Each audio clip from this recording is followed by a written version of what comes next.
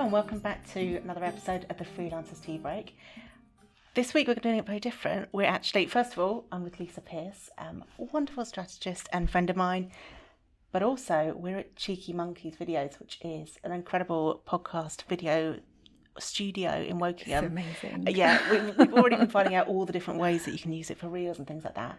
So this is quite exciting. I know, I'm very excited. But it's also, you and I are not necessarily people that actually love being on camera all the time. No, we're like introverts, aren't we? Exactly. We do not like to be in front of the camera.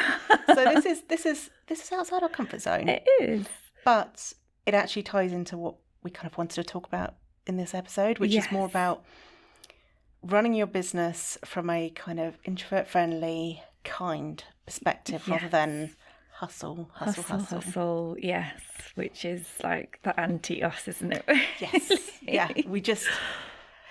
There's so much messaging out there about being like a big 6-figure, 7-figure business, working all the hours, massive growth bursts and everything like that. And actually, I know my clients prefer to work towards having a happy, comfortable, flexible life. And I think yours are probably quite similar. Yeah, mine are mostly the same. Like they just want freedom.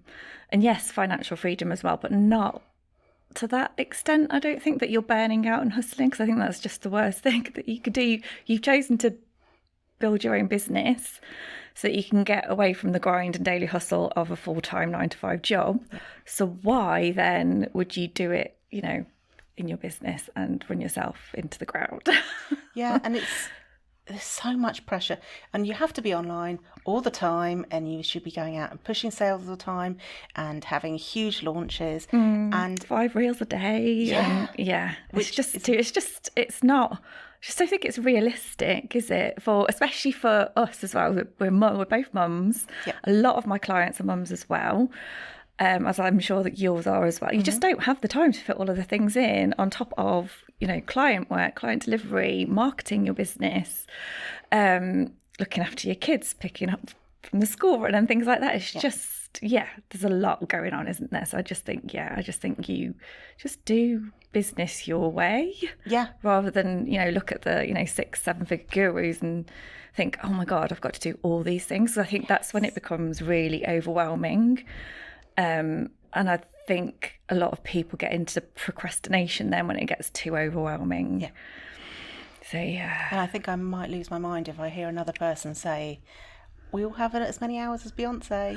No, we don't. We don't. I mean, we might, but we don't have as many staff. How much a team? Exactly. We don't have her money. Yeah, we don't have someone coming in doing hair and makeup. Exactly. And cooking their meals for them and everything like that. So it is a ridiculous standard to hold ourselves to. It is. Do you think you've always felt comfortable in running your business in a way that is more kind and gentle, but still like strong and assertive?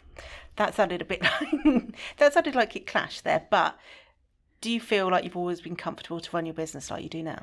No, because I don't think I've always had the confidence to run my business, because it has been like when those first few years of business, when you're always looking and seeking out what others are doing and learning from other people, you think you've got to do it their way. And it just takes a while, I think, to realise that actually if you just took a step back, did things your way, and just find a way that works for you, rather than, like I said, just like following someone else's path and pattern, because it's worked for them and good for them because it's worked for them and they're brilliant and they're good at what they do, but it's not always going to work for you. One size does not fit all in business or in life, does it? You've got to find your own way. And I hear so many people as well, they don't define what success is to them, and then they spend their entire time growing their business, and then they get to the point where they're ticking off all the things other people define as success, and then they realise, actually, I'm really not happy, and I need to have a better understanding of what success is for me. I know definitely I found that with the ADHD side of things as well. When I was diagnosed a few years ago, it made me realise I'd spent my entire life comparing myself to how I should be in a neurotypical way. And then realising I have ADHD, and actually that is ridiculous to compare myself like that. And I need to do things in a way that works for me. it's kind of similar to what you were saying in terms of like making your own definition of it. Yeah, I think it's really important. What do you think is like your definition of success? For me, what I would love is to earn, we were saying earlier, weren't we? Like 6 figures isn't the be all and end all. I think just having that, just being financially comfortable so that I can take my kids on a nice holiday or 2 a year. I think we've had this conversation with Laura Parker as well, haven't we? Just want to take our kids on a few nice holidays a year, you know, have some nice things in the house, have a nice car, and just have a happy life, but not work all the hours, like work less hours, I think. And just, have that time freedom. I think time freedom for me more than anything. Yeah, definitely. I think it's so easy to slip into it when you run your own business as well, to be like, you're at home, you check your phone, you check your emails, you check your social media, you write down an idea. I've got hundreds of ideas in my notes. Exactly. And I think you and I both had the same thing where we both put up that we'd gone to bed at 11 o'clock, and we both had to send ourselves messages about a content idea. About content ideas, because it just, inspiration does just tend to strike at the randomest times, doesn't it? Yeah, it's exhausting, but also I can't imagine not doing it. Yeah, I know what you mean, yeah. So when it comes to time, let's talk tech, because this is, you and I, we share a love. We do share a love for tech, don't we? So what kind of tools do you think save you the most time? Oh, good question. Actually, ChatGPT at the moment saves me so much time, because if I'm stuck for some inspiration for what to post or content or just anything really, even if I'm stuck on like a really difficult email that I need to write, I'll just go to my little friend, ChatGPT, and ask the question. And I've trained it in a way now that actually it's got my tone of voice quite well. It knows it quite well. That saves me heaps and heaps of time. But for productivity, I find just setting a timer on my phone, it's the Pomodoro technique, I'm sure you're aware of it as well, just for 25 minutes, just so I can just get that laser focus on a specific task. Yeah. And then I reward myself with like a 5-minute break. I get up, move about, make myself a cup of tea. But that really helps, because I think sometimes when I'm like, oh my God, look at my to-do list, I've got loads of things to do. And then sometimes I can spend half an hour procrastinating on what I actually need to do first. So that's a really good thing to do, I think. Just have that focused 25 minutes. It's so simple, but it does make all the difference. It does. What about you? I'm a big fan of the timer purely because sometimes to override my brain going, I don't want to do this, I have to, like, even down to, I think I've talked about this in the podcast before, I hate doing the dishwasher with an absolute passion. Yes. If I have to do it, I'm going to set myself a 1-minute timer and see how much I can get done in that time. That's a really good tip. I have to compete with myself or race. Yeah, it's just, I hate it so much.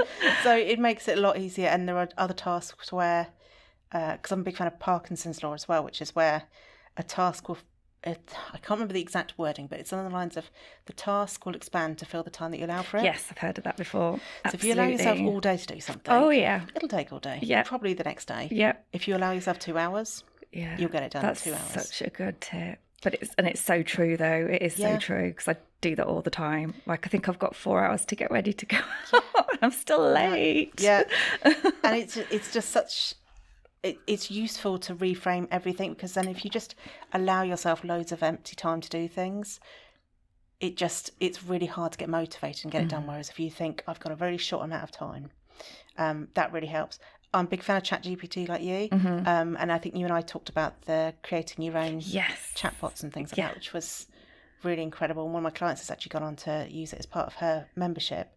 Ange Carnes, who was on a few episodes ago, it's so useful for so many different things as well. Like, even as simple as I found a really nice salad recipe, which I know I don't look like someone who looks like I love salads, but I found a really good one. But it had 2 ingredients in that I didn't like, and then you can go on ChatGPT and say, what are the alternatives, and it will suggest 2 or 3 alternatives to that particular vegetable or salad, and even down to, I've used it to search and explain concepts to me that are really difficult to understand, and you say, can you just explain that like I'm 5? Yes, it's so good for that, isn't it? And I create meal plans on there as well, like for not just business things, it's really good for life things as well. And if it, like just the tech side, people don't realise that you can go on there and say, I've got this problem with the tech.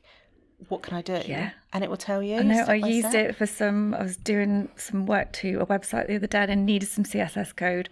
I'm not an expert in CSS coding at all. And I was just like, oh, what is it? And I just couldn't figure it out. I asked ChatGPT, copied and pasted the code, and it worked. I was like, oh my God. Yeah. Mind blown. Spreadsheet formula, it does it that. Yes. I'm terrible with spreadsheets, so Yeah, it really me too. helps.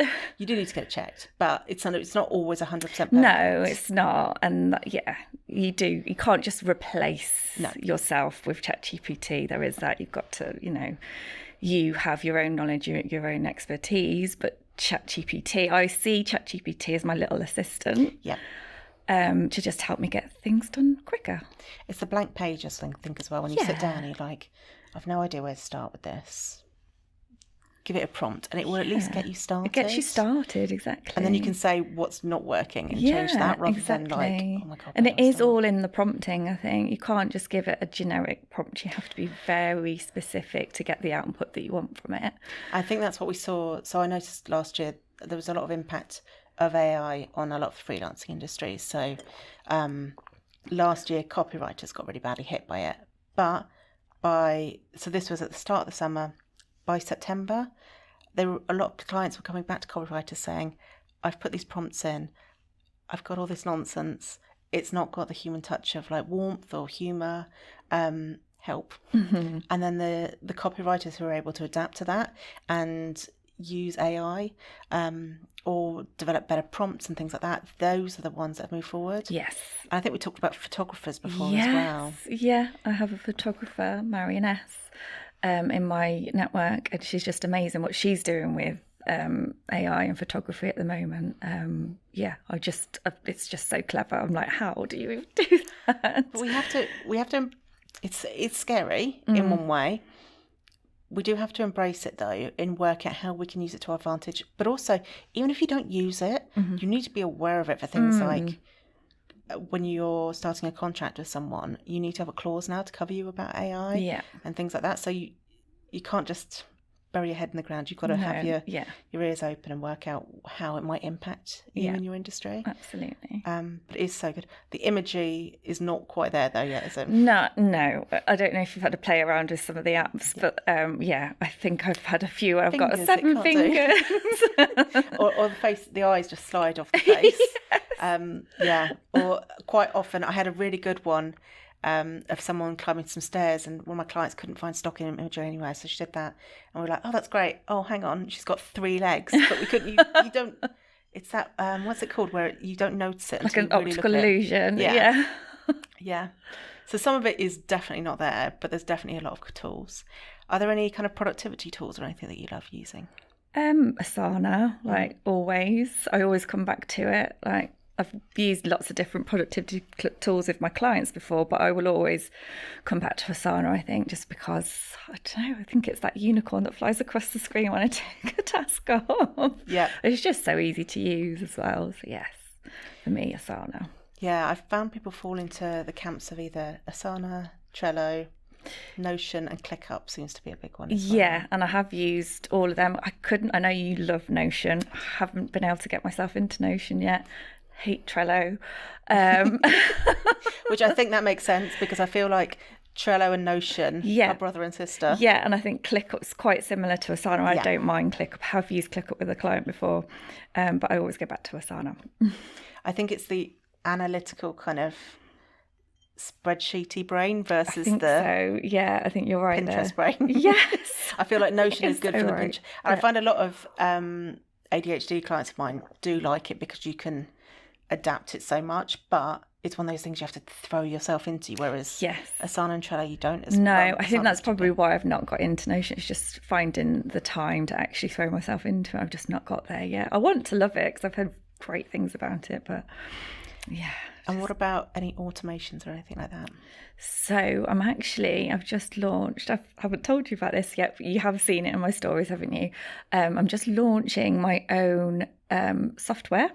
It's something I've white labeled, so it's High Level. I don't know if you've heard of High Level, but basically you can white label their software as your own, and it's an all-in-one marketing automation system. So it houses your website, your email marketing, all your automations. It has everything from calendars in there. It's literally got it all. But yeah, the automation side of things in there is really good because they've literally just added a ManyChat type automation. So when you comment on a post, it will send the link to something, which everyone's going crazy for that at the moment, I think. And I think that's just going to save so much time. I know I've got a few clients that really struggle with that. They have big audience, and when they were doing it manually, they've been doing it manually for quite a while, where they've actually had to comment back to and reply to people with the link to things. And I think this is just going to save so much time for them. So it's basically where people comment on an Instagram post, and instead of you physically going to then message them with the link, this automation does it for you, so you don't have to actually go and do that. That's handy, which is amazing. I know Laura, who does my Instagram stuff. She's mentioned about it, and I have been looking into it because I think I was put off by initially when I saw it in the past. Not ManyChat, but similar ones.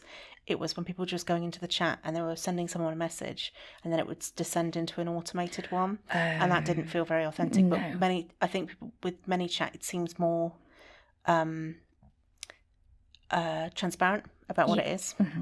Yeah, I think so. Yeah, and I think you can do it in a non-icky way, and I wouldn't say go and do cold DMs and things like that. Just people are just commenting on your post, but by them putting a keyword in the post, it's them, they're giving their permission for you to then send that message off to them, and it's a really neat little automation. When I said tools to save you time, your tool should have been the first one. It should have been, shouldn't it? Because having had a little nosy around it on the website, it seems like it covers everything in terms of funnels and clients and tracking everything. Yeah. So it's a kind of an all-in-one. So like you say, it's got the CRM. I even forget how much it's got in there. It's got the CRM in there, so you can actually manage your client pipelines. So from when they become a lead into an actual client, funnels, CS, another hot topic word, isn't it, at the moment? Funnels. CS. Did you say CS? CRM. Oh God, CRM. Yeah. A lot. CRM. The thing that I hear most is people going, "I need a CRM system and I need automations." Mm-hmm. I don't think people know 100% what a CRM system is. No. Yeah. I think they just feel like they should have it. Should have it because people talk about it. It's like people think, I should have a funnel. Yeah, I should.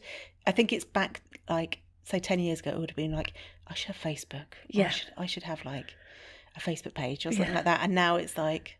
I think you have to be careful with the shoulds as well, because not everyone needs all of that. It depends on your business model and what you actually do and where your clients are and how you acquire your clients. But having a CRM system does make a really big difference. And if people don't know what that is is essentially a way of tracking all your customers and your clients, isn't it? Exactly. Not in a stalky way. No, just keeping track of them in one place. Yeah. So I know you used Absado for yours. Yeah.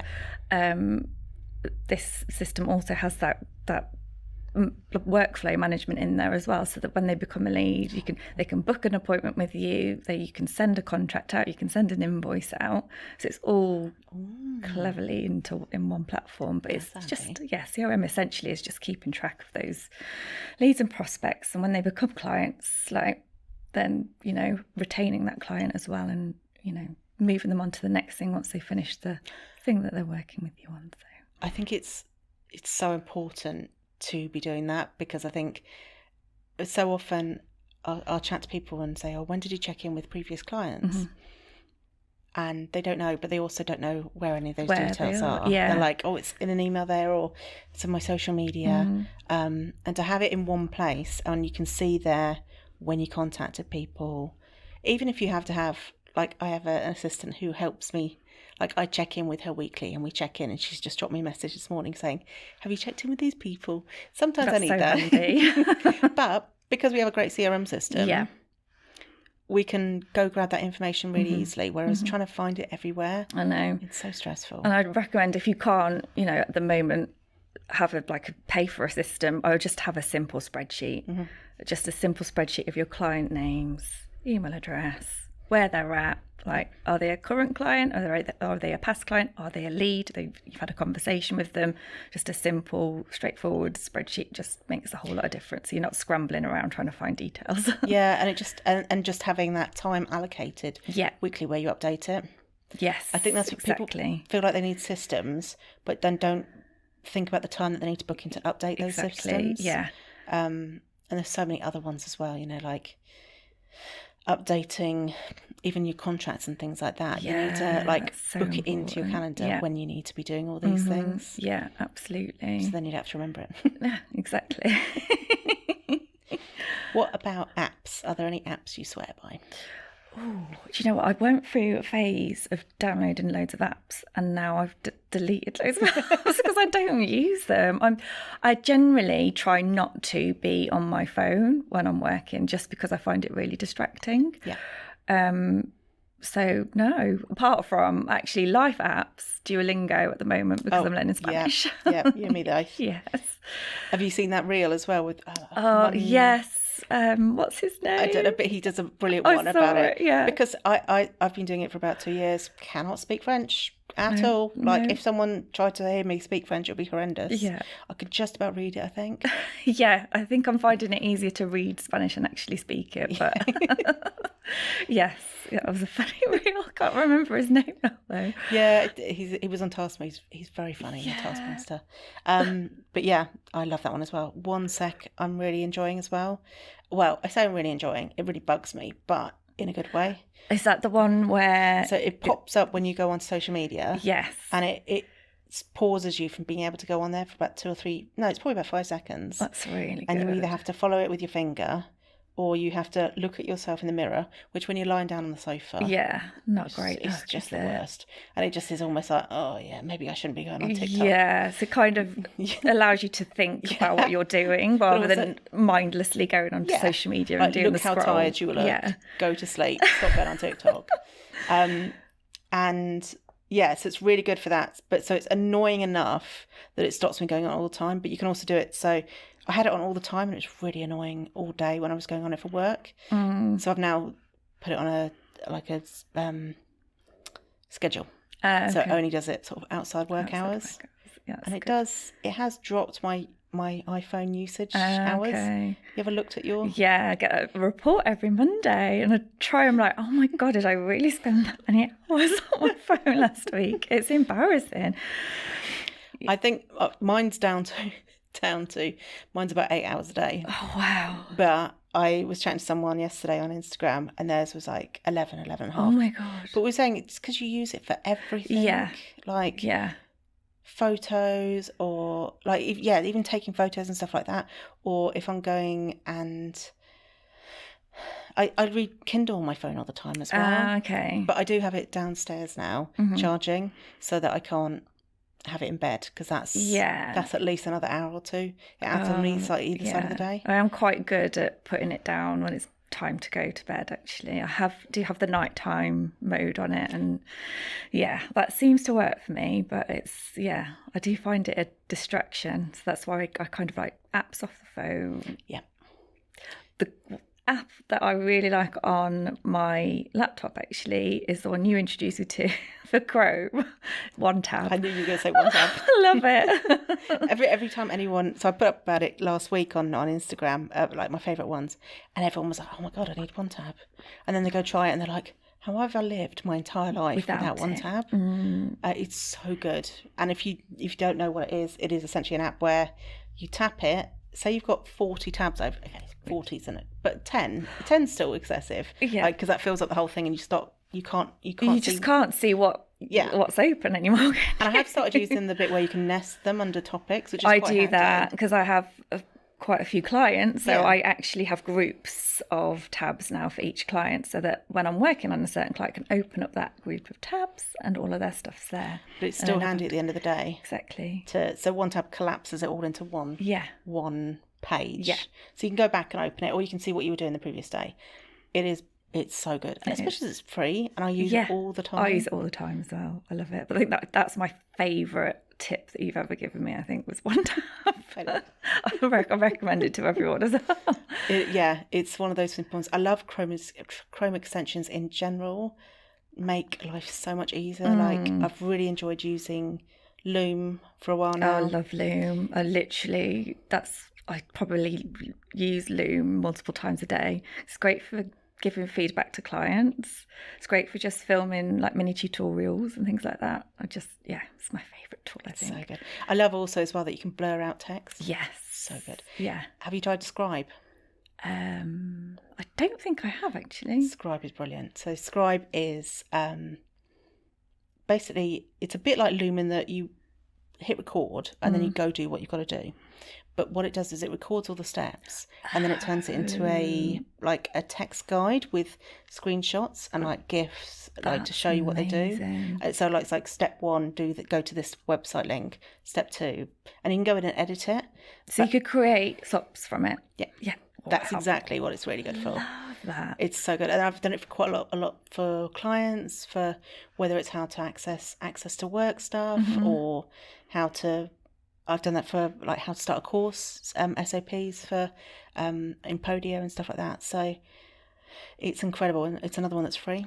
Well, like there's a. I'm gonna have to check that out. It's really good. So I really like that one. But there's just so many that make life so much easier. I've just started using Fathom note taker for when I'm doing Zoom calls. I find that really helpful, actually, just for summarising notes. It means I'm writing less notes in client sessions now. I could just go back and review that and pick out the key points that we need to. Is that similar to Otter? Or? Yeah, I think it is, actually. Very similar. So it links to your Zoom account and we'll join the Zoom meeting and we'll just, transcribe the conversation that you're having, and then it summarises it as well and gives you like the meeting notes and actions from the meeting as well. That's good. Which I find him very helpful. Yeah, because I've tried a few recently. So I have been using Zoom's own one, the summary, which is good, but I feel like there's a bit of a tone issue. Like sometimes it feels a bit judgy. I'm like, when you're coaching, you need to not be judgy at all.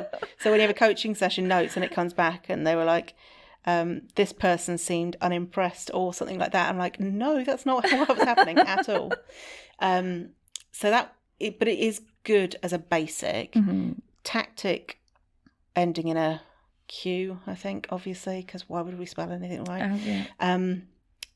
That's a really good one because that does the same thing, and you can upload audio or video, but you can use it as AI as well. So you can say, turn this into a blog post or turn this into a 1-paragraph summary or an email template or memo, and you can pretty much ask it to do anything with it.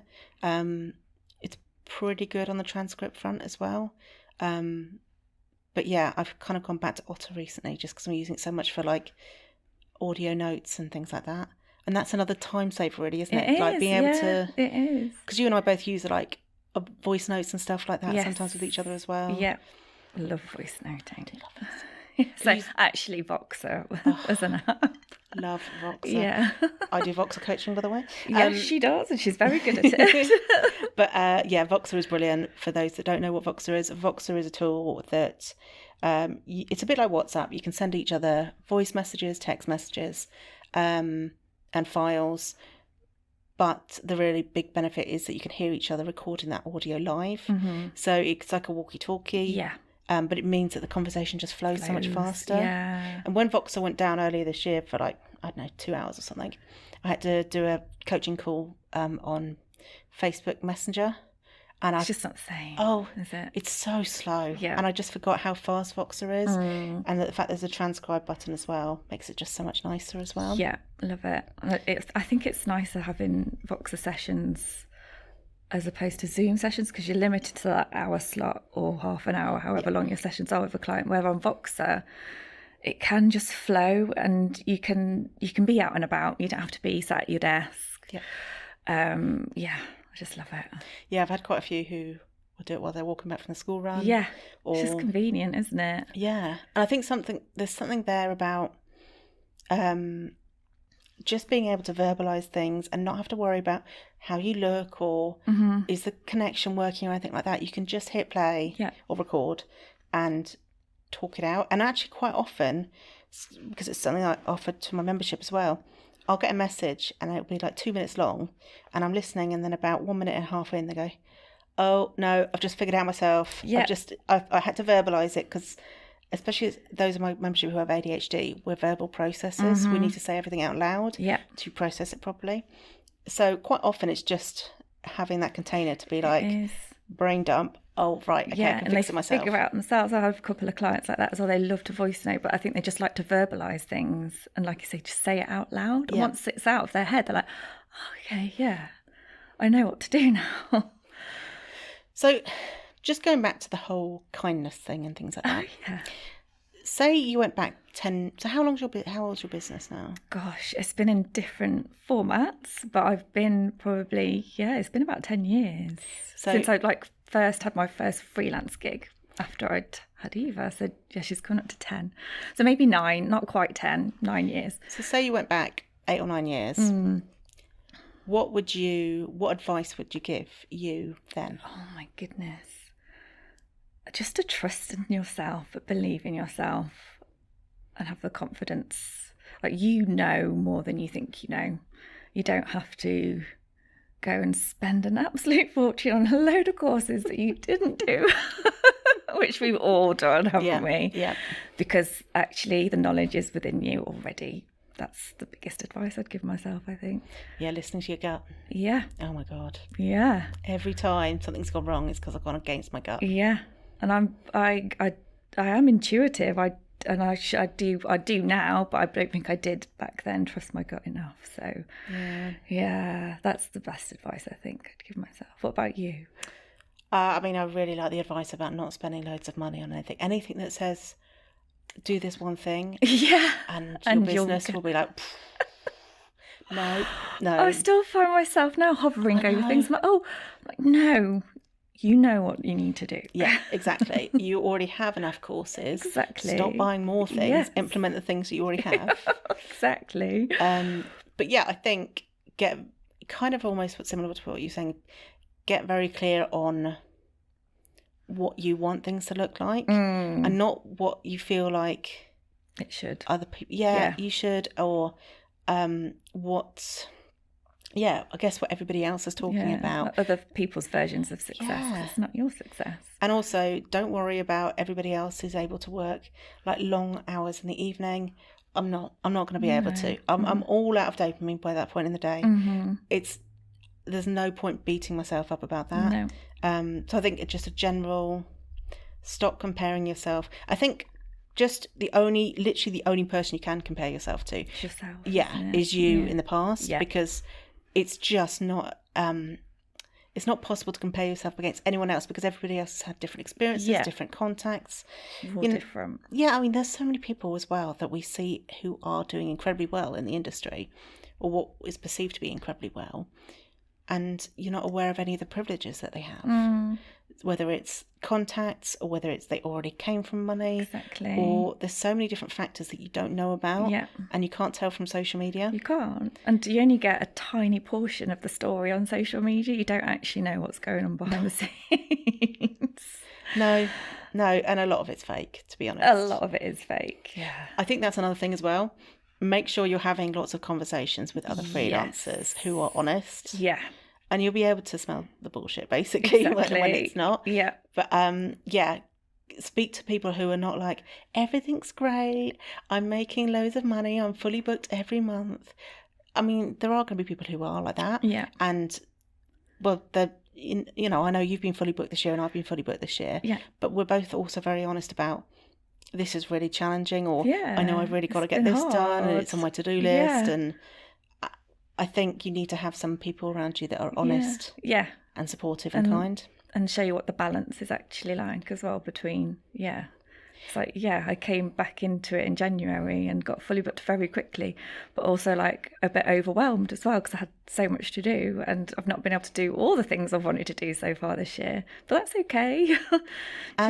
You come back as well, and I think you're kind of proof as well that you can be a nice person as well. And I think I've talked about kindness, but actually I feel like niceness is really underrated. I think it is. And I say this to my kids all the time, just be a nice and kind, genuine person.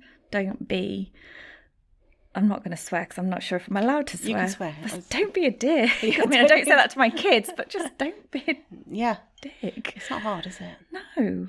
I think as well, like people who you work with, just always don't burn bridges. Don't like, you can be assertive and you can set boundaries. Boundaries are so important. Yeah.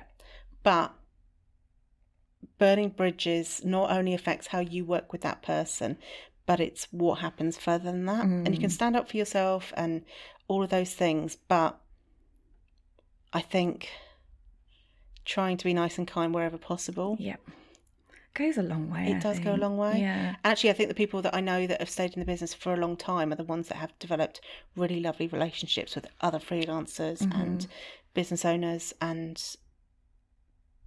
when you ask to work with somebody, or when you're looking to work with somebody, how you get on with them is a factor. It is really important. And Absolutely. I don't know if you've done this, but I've signed up for things and I thought I really liked the promise of what they were doing.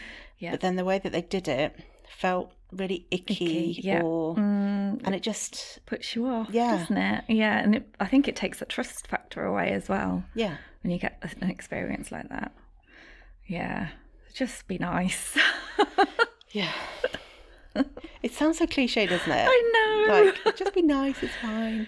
And that, I don't think nice means being a walkover. No, absolutely not. It just means, be nice. Don't be a dick. Yeah. Yeah. Yeah. Simple, really, isn't it? Just we should with anything in life. Be nice, don't be a dick. Yeah.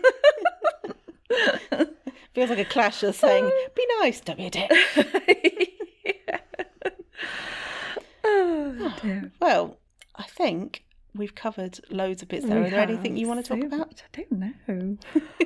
Well, I've just enjoyed the conversation. It's quite bizarre being in a room where they've got a beautiful roaring fire, and this is like the first day of the year. I know, it's been really warm outside. Exactly. I've got a dress on and everything. But I'm preferring this. I can pretend that it's not going to be roasting outside. Yeah, and we're just nice and cosy, sat by the fire. It is lovely. It is a lovely setup.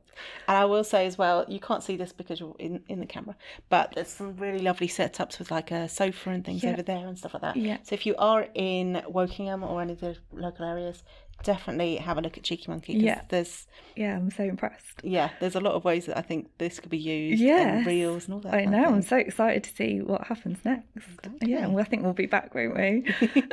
We will indeed. Well, thank you very much for joining me. Oh, where can we find you online? Oh, yes. So, funnily enough, I'm working on my website. It's going to be ready very soon, but lisapierce.co.uk.